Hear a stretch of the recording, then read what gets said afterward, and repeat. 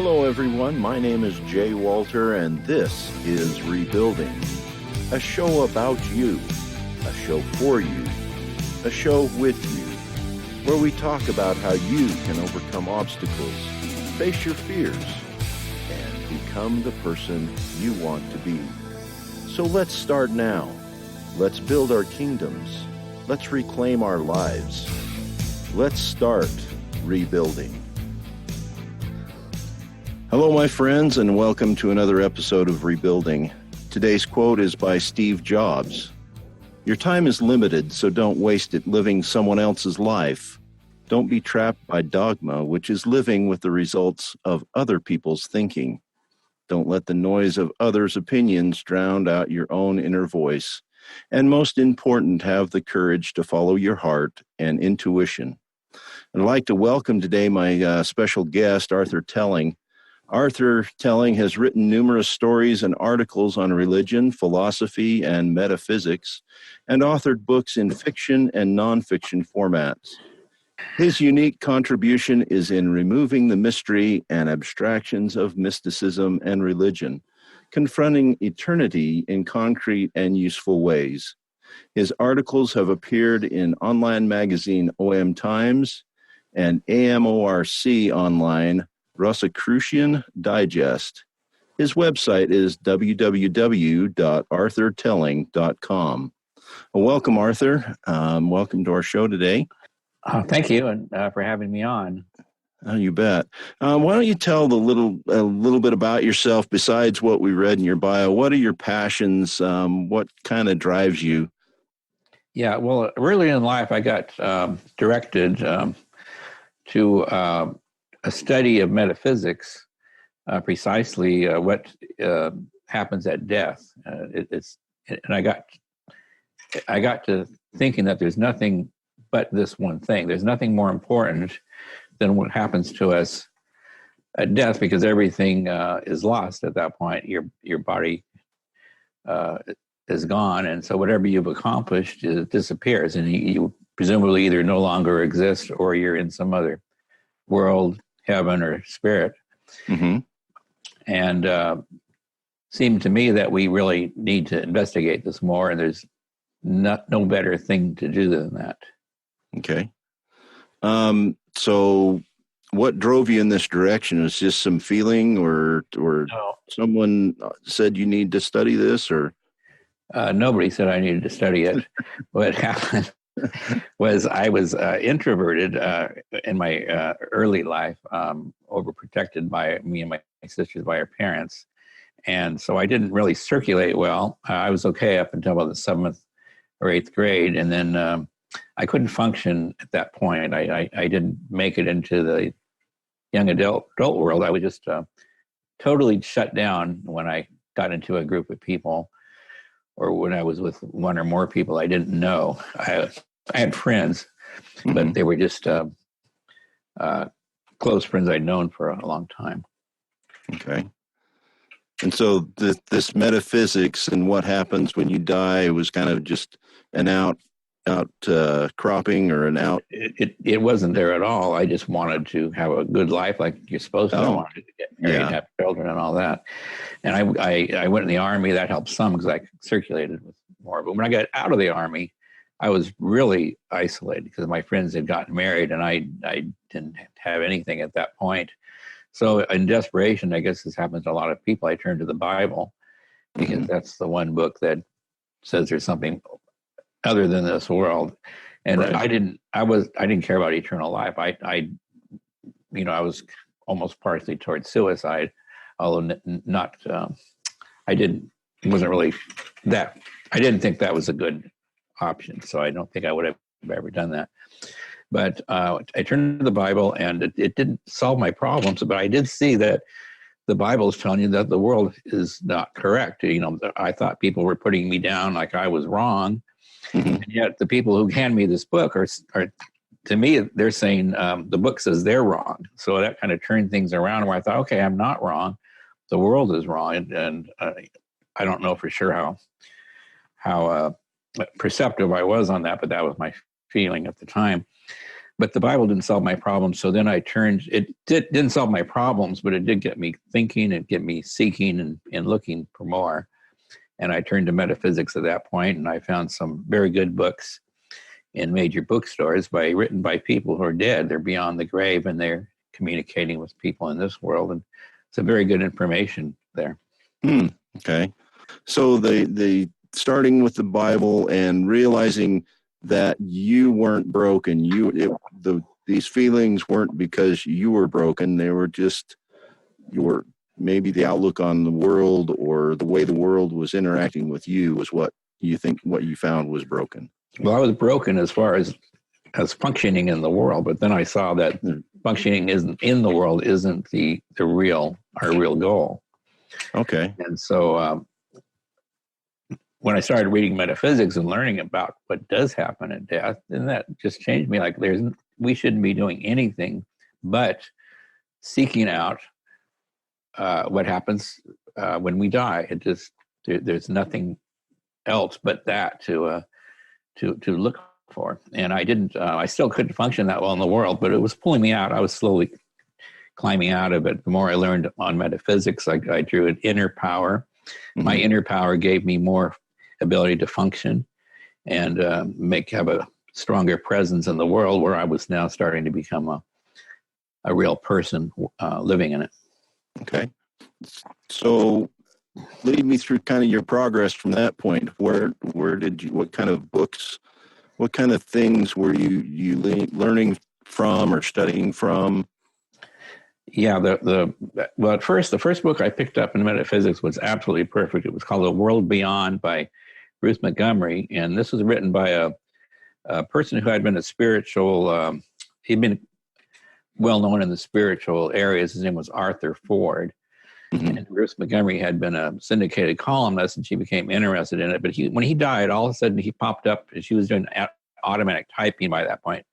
And someone by the name of Lily was putting their spirit fingers on hers, and she was typing what they were saying. So Arthur Ford suddenly popped up, said, "Oh, hi, Ruth, I'm here. I'm in the spirit world now." And he had just actually died.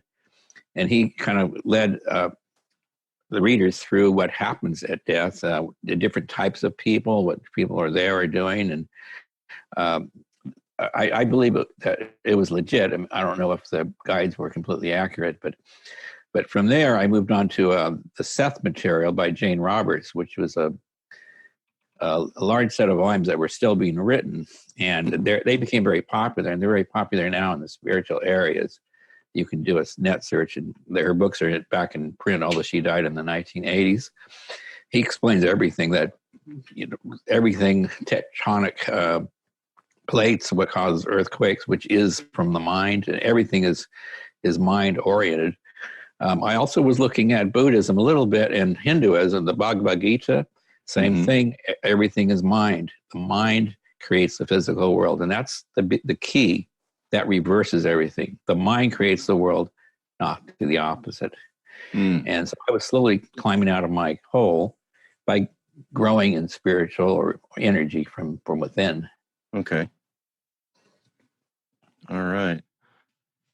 So that's probably one of your big takeaways, is this, that the mind is what controls life. What kind of solutions did this lead you to in your life? How did this affect you going forward? Well, my life still stayed relatively normal, and it kind of isolated me in a different way from a lot of people, because this isn't something that most people want to talk about, the after-death experience. Yeah. But I was gaining friends, and I was doing pretty well. And I've got a mechanical drafter, so I can. I have a profession where I could make money to support myself. Right. And I got involved in programming and animation on my own, sort of, and introduced in some of the companies I worked at.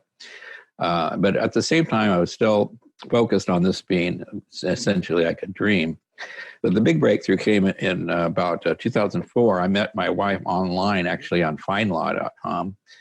She was in Malaysia, and she was Chinese, and she was a Buddhist.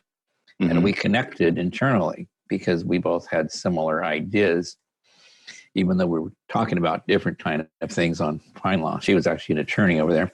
We got married, and right after I got married, she encouraged me to write what I learned, because I didn't think I'd really knew anything that wasn't already known, because I just read these things.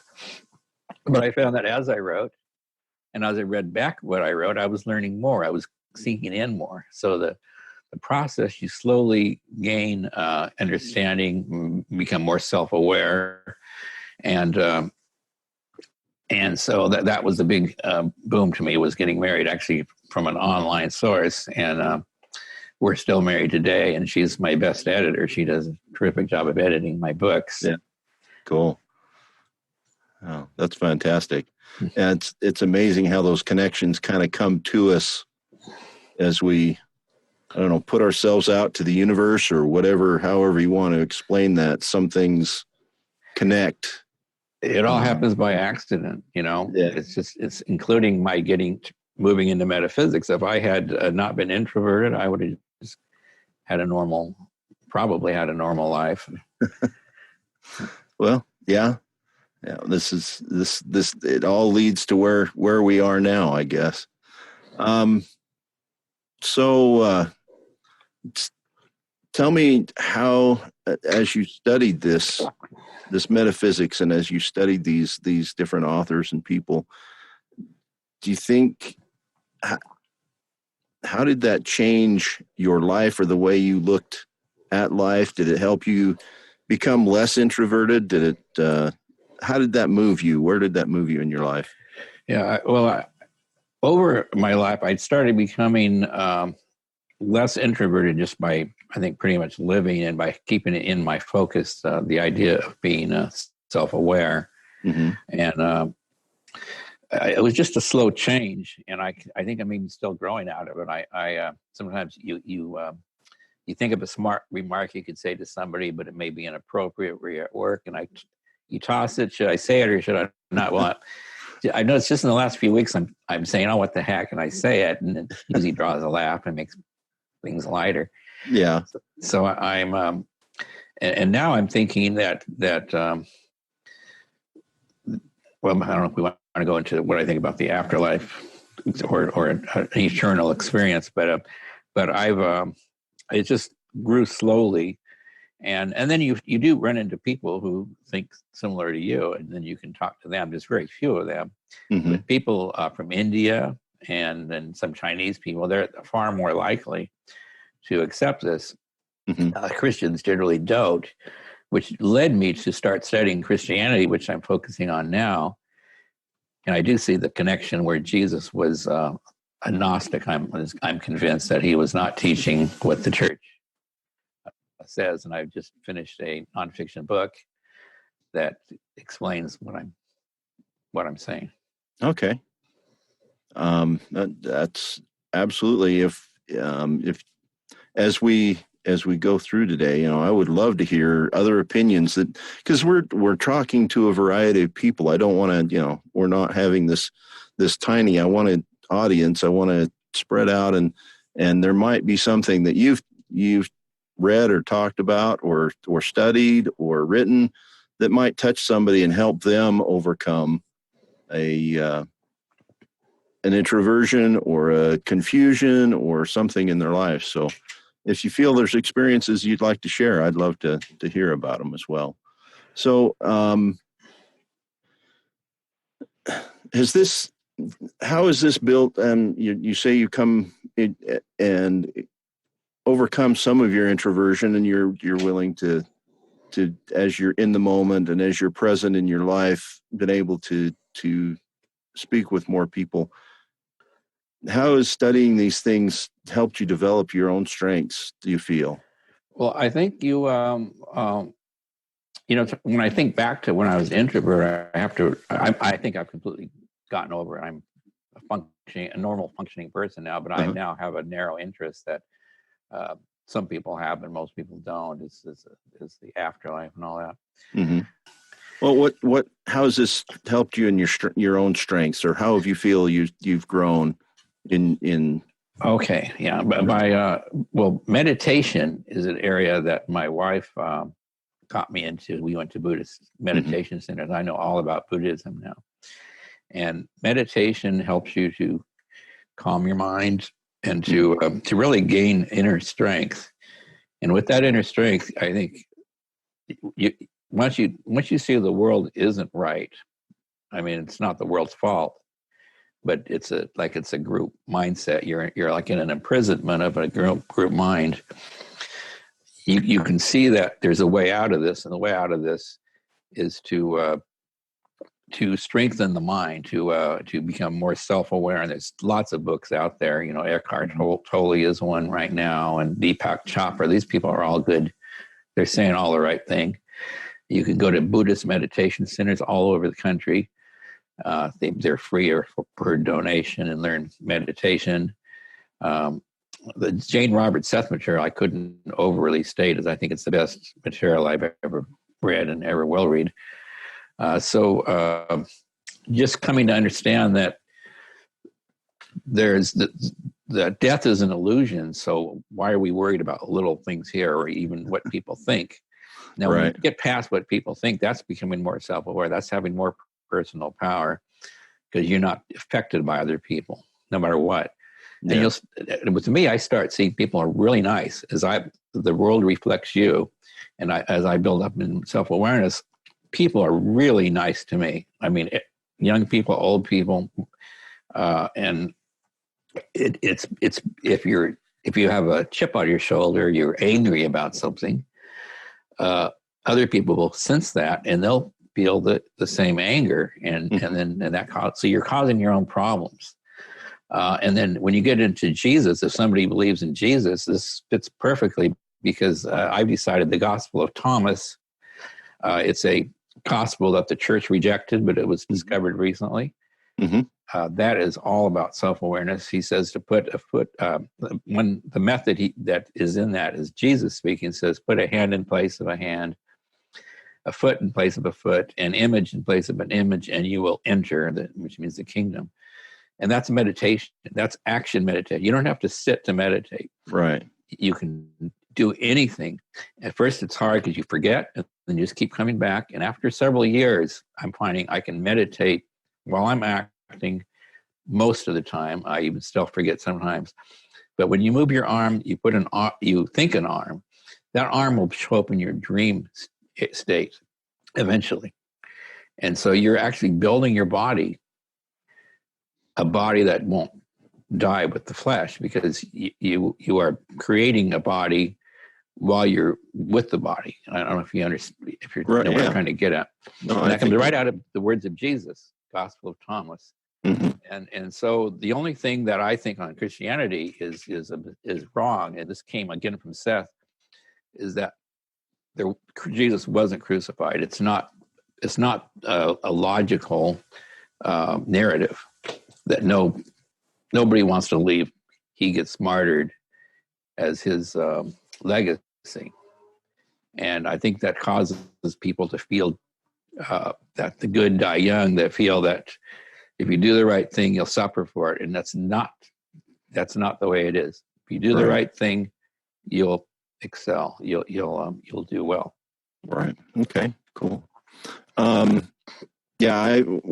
things I've studied, I would call that standing in your power. You understand who you are, what you know, and you can then reflect, or people reflect, because you're happy with where you are. You understand what you have and who you are, and that's just, you don't allow other people's emotions to affect you, because you know what you have and you know who you are. You're present in your situations, and you can just that's just the way I put it, is stand in your power. You stand in who you are. You don't have to be swayed by other people's opinions. Yeah, that's exactly right. But also, you don't have to be upset by their opinions either. Right. Yeah. They don't affect you unless you entangle yourself in them. We entangle with other people's thoughts, and that builds our reality. Our thoughts create our reality. That's the main line. Our thoughts create our reality. So if we don't entangle with, and if there's something we don't want to see happen, don't give it any thought. Because if you think it, you'll be drawing yourself towards that. And, exactly. And anger is exactly, yeah. So, yeah. No, that's great. We're speaking kind of the same language with different words, it sounds like. So it does, yeah. It's a kind of a universal idea. I mean, here's the Gospel of Thomas and Hinduism, which are supposedly have nothing in common if you talk to Christians, and there's, as far as I'm concerned, every religion, established religion, is saying the same thing. Mm-hmm. With some little quirks, but the same thing generally. Yeah. So let's go on. As far as what advice would you give to someone that had these same kind of thoughts or challenges that you're seeing where they feel like they can't, they're having a hard time facing what things are coming at them in their life? And you talk about meditation. What other advice would you give to people? Well, I'd say read books on and it's hard to say because I did everything I got was from reading and from meditating on what I've read and meditating while I'm acting. So I'm not really sure what kind of advice I could give, except that everything you do can be put to good use. Mm-hmm. No matter what you do, you can use that towards becoming more self-aware and gaining more energy. I would just say that you have the power in you to change your life, and that's in the present. They say there's no past, no future. There's only this moment. Right. And everything that exists is in this moment. This is the point of power, as Seth says. Now is the point of power.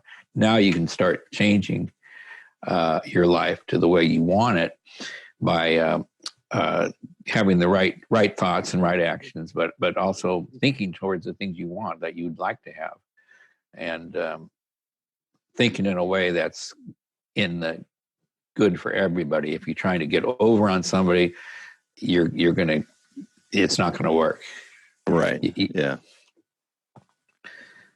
The bottom line is that first of all, suicide, you absolutely don't want to do that. That's leaving your problems for another day. When you die, I'm convinced from all I've read, you're going to walk through a door essentially, and you'll be in a world that's like, or maybe is your dream state. Things won't be quite as physical, and then you'll have choices you can make. And the hardest thing is birth, according to Seth. So when you walk through the door, if you want to go back to another body, or if your mind isn't stable enough that you must, then at that point, as a child, you're losing your past memories. You're gaining a new identity, and that's the hard part. So that would be death. Death is when you lose your memory. If you don't lose your memory, then you don't die because you've got a memory of what you were. Of course, we all lose our memories to some point. We don't remember much of yesterday or a year ago. So your memories are constantly kind of fading as new memories come in. And we should think of death as the same thing. So if you start getting on this path, you won't be bored, you won't be depressed, and you won't be concerned about all the problems you have. If they don't clear up, you can focus on them in a way that they'll be useful towards the greater goal. Okay. All right. As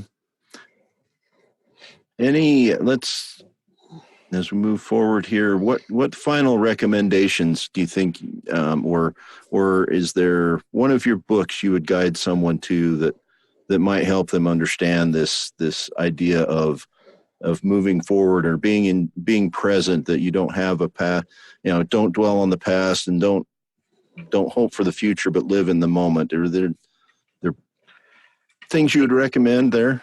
Well, as far as my books are concerned, first of all, the Seth books, they're hard to read, those, but I've got a book out. I just put it out about 6 months ago. It's selling pretty well on Amazon, and it's only 65 pages, but it really gets deep into what the church message is, why it's wrong. This is the real message of Jesus, and then this is the real message, not that's not of Christianity, but this is the real message. So just those 65 pages, you can read that in about 2 hours. Although some people say they have to read it a few times, they don't quite understand it all. Yeah. And then I've got another book called Yancey Gates. I haven't really pushed that one, so it's not selling very well yet. But this is a fiction story about a guy who's trying to become self-aware. So he's always thinking about, how do I, what do I do to become more self-aware? And he goes through a pretty unique life where he's dragged into the governor has an idea of a World's Fair, and he becomes he works for the San Francisco Planning Commission, so he becomes a part of that effort. All that in that time, he's fighting office politics, which is kind of what I fight sometimes. So I use that as a model. And he's trying, and he's not a perfect person, but he's trying, right. So this, I think, will help people to digest the shorter nonfiction book. Okay. So in any of my other books, also, they're all metaphysical books. They have the same theme as of metaphysics. The first one I published, or self-published actually, it's called Johann's Awakening. It's an unofficial sequel and sort of a parody to Jonathan Livingston Seagull, which was a very popular book in the 70s. Yeah, I've read that one several times. So, people who like that book like this book, and what this is Johann is a contemporary of Jonathan. It's now 40 years later. He's made it. He's reached the highest heaven. But now he's bored. He's just, is this all it is? And so then the Lord comes to him, gives him new direction, and the Lord comes as a burning bush, as Jesus, as Buddha. So that all into one kind of. So it's the Lord is sort of the universe talking to him.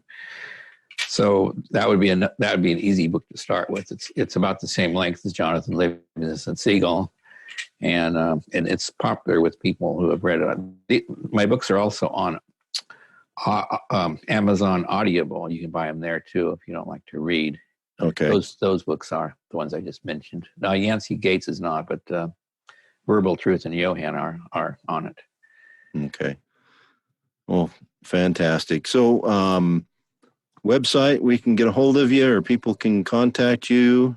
Yeah, it's www.arthurtelling.com, and one word, arthurtelling.com. And from there, you can get to the Amazon book page. You can get to Facebook, and I've got some of my articles on there that are Times printed or other articles.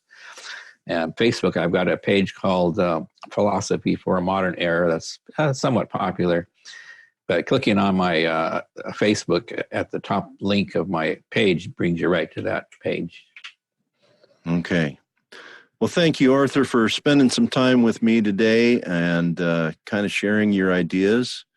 And I appreciate you sharing with me and being on the show. So I really appreciate it, and I enjoyed this time here with you, and I greatly appreciate your giving me the opportunity. Okay, and just a reminder, it's www.arthurtelling.com. And you can see his books on Amazon and his webpage and Facebook page. If you're interested in this subject, learning how to be present in your life. As always, thank you for listening to Rebuilding. I hope that you have heard something today that will help you on your path to rebuilding your life. If something resonated, if you felt a call to action, please take that action and rebuild. Let me know what you think of today's show or any of my shows.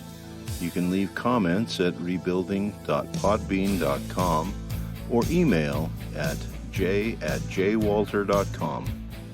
I would love to hear from you. Comments, suggestions, and topics that you would like me to cover are always welcome. Remember, a dream written down with a deadline is a goal, and a goal achieved is a dream come true.